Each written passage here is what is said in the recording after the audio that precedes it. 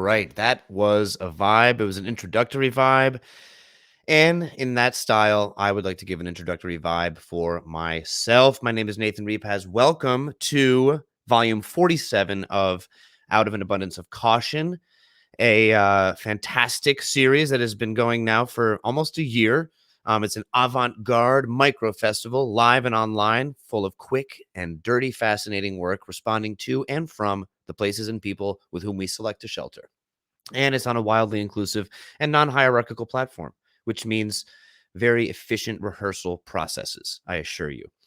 Welcome. Again, I'm Nathan Repasz. I am a person.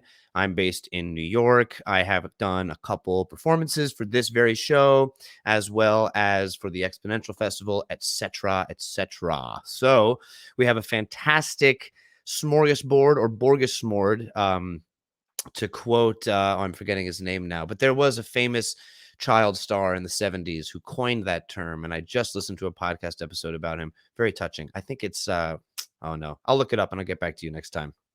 All right. Without further ado, I'm going to start giving a little info about our first performer, who is an incredibly intriguing and titillating presence in the world. They go by the name the OTP, which stands for the organism that persons, which in itself, there's so much to unpack with that title. I'm already extremely interested. The OTP is a queer club kid / drag thing / performer based in New York City and Brooklyn. OTP has performed and presented work at a whole slew of prominent underground, I guess to use an oxymoron, prominent underground venues like La Mama, Mabu Mines, The Pit, Wild Project, Martha Graham Studio, etc. Pig Iron as well in Philadelphia. OTP has also worked with filmmaker Todd Vero in Bangor Films, which is a Maine-based outfit, on several films recently, including Goodbye 70s. The OTP also plays festivals internationally, and that film will be released for streaming in February of 2021. You can follow the OTP on Instagram and Twitter. It's at the THE, common article in English, at THEOTP, and I believe that's 3 underscores, but I'm getting mixed reports of the number of underscores. So that is something that we're going to have to, I think it's just 1 here. I'm looking in the document. I see 2. I see 3. It is a between 0 and 5 integer value number of underscores.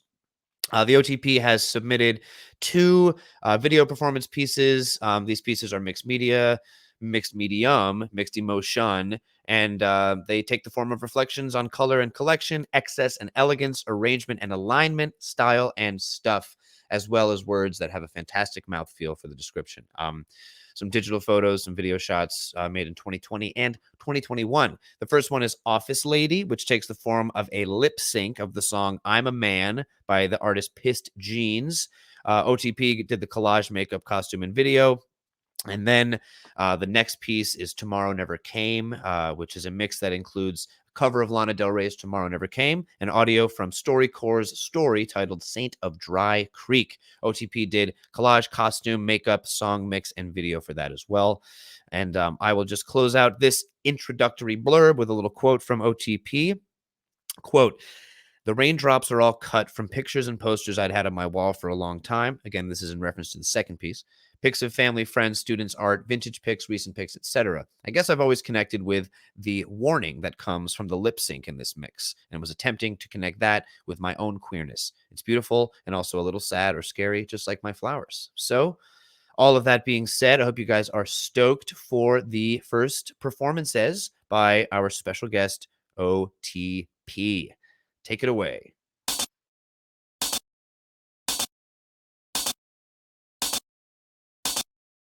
Hey, office lady, I see you there with your Rolodex. You know what I'm gonna do for you? I'm gonna change out this water jug one-handed, but first I'm gonna spill a few drops into your lap and dab them up with this powerful organ in my mouth. And by that I mean my tongue, because I'm a man, and I can tell by my reflection in this duck painting that I look good.